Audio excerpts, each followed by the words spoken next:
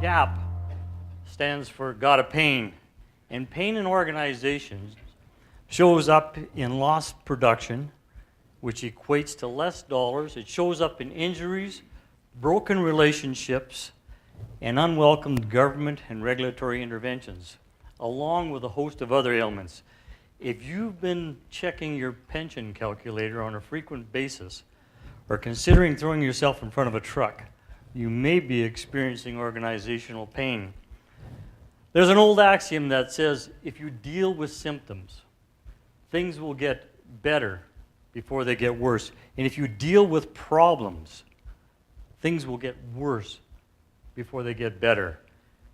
Consider this in the light of the whole global economic situation that we're experiencing these days.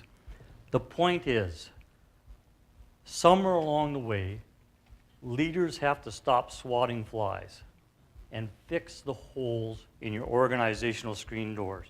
If you've been given leadership responsibilities, one of those responsibilities is understanding the whole system of your organization, its connectedness and its interdependencies. Using this map or template will help you identify the holes in your organizational screen door along with the required fixes. It begins here by identifying your customers and stakeholders and their needs. If your employees or volunteers believe their only customer is the boss and a stakeholder stands right next to the barbecue, ouch. Customers and stakeholders buy from you, they consume a product of yours, provide funding and regulatory frameworks. A mission statement. Thanks, Andy. A mission statement describes your organization's purpose and fundamental reason to exist, while the vision sets your direction. Vision is hope defined, your hope for your organization's future. And values determine how we choose to work together. Consider it as a code of conduct. Hope for success in your organization is essential, but it's not a strategy. Defining your strategy provides a framework that focuses your organization, sets directions, and establishes priorities. Strategy is the key to implementing your mission and achieving your vision. And good strategies eventually have to render down to work in your core processes. Your core processes need to be designed and measured. And a key word here is measure those key processes to ensure consistency, repeatability, and quality. The good news, if your processes are done well, they will reflect the character of your organization. The bad news is, if your processes are not done well, they will reflect the character of your organization. Once you understand the core processes, then you structure your organization. And experience has taught me that the vast majority of organizations get this wrong. It's process first, structure second. You need to understand how will people get the right information. How will they get the right information to do the tasks that they are assigned? Does communication flow in your organization, or does it choke in your organization? And people need the skills and the competencies to complete the work that they are asked to do. It is unethical. It is unethical to ask somebody to do a task they have been given and not given the training to complete that task. And not just the hard technical skills, the soft skills, the people skills as well. Volunteers are the lifeblood of a not-for-profit organization.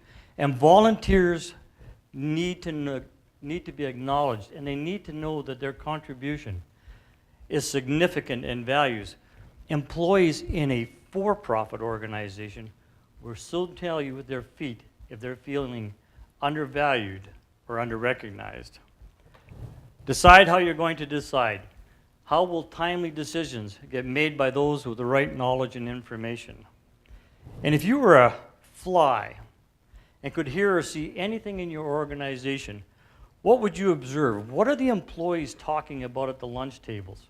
What are they saying at the coffee stations? How healthy is your organization? What feedback are you getting from your customers? What behaviors are emerging from these 6 elements? If they are not the desired behaviors, examine these 6 components to understand the forces that support or encourage the undesirable behavior or the at-risk behavior.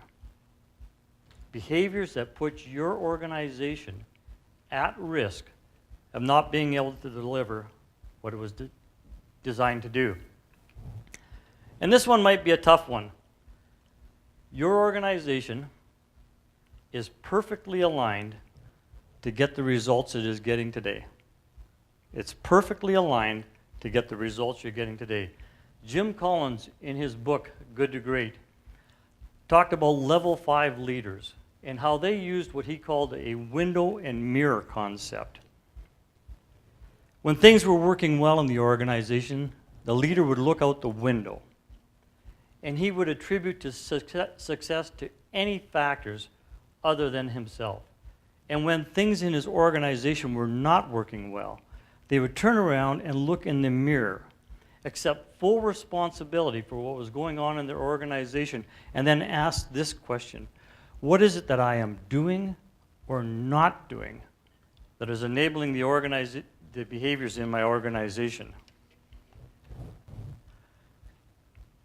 Cultural behaviors, that's where you're going to find the symptoms of an organizational dysfunction, and we're leaders who live in the day-to-day turmoil. And they often describe that day-to-day turmoil as like living in the clothes dryer. And this is where leaders tend to focus most of their energy. If you want to deal with root causes, the real problems that are causing organizational pain, look back on what we call those 6 rights. Look back to see if the vision, if the mission and the values and the strategy are in place.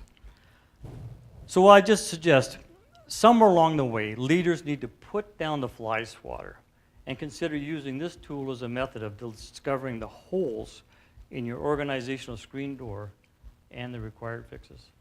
Thank you.